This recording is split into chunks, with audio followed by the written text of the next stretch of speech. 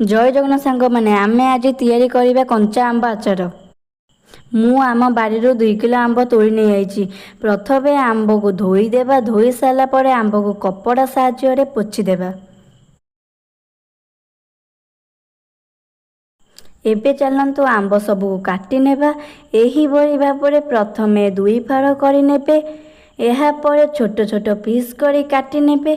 Same process सबू आंब को काटी नेबे। तापर बड़ जगह आंब नहीं जिबे। आंब नहीं जिबा परे सेतिरे हळदी और लूण पकाई मिक्स कर देबे।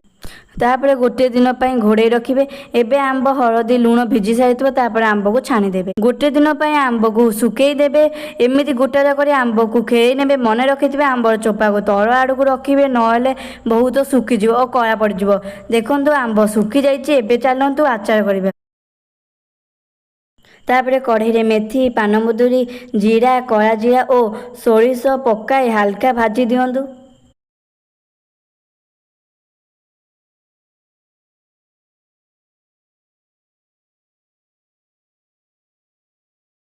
एबे प्लेट को काढ़ी नेबा।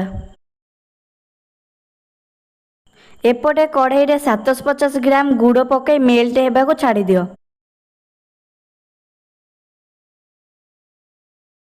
एबे गुड़टा मेल्ट हो गलाने आमे आंब को सुकेई रखिले ताकू एबे देई देबा। गैस को ऑफ कर देई भलो भाबरे गोली देबा।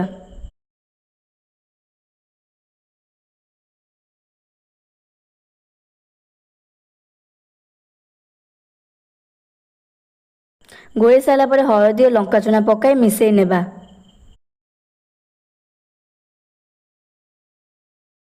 एबे कढ़ई रे सोरिष तेल पकाई भलसे फुटेई नेबे।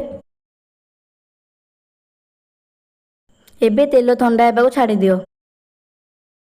तेल ठंडा हो सारी एथिरे भाजी रखिथिबा मसला को गुंड करी तेल में मिसांतु। तापर गोटे चामच हेंगु पकाई गोळेई नियंतु।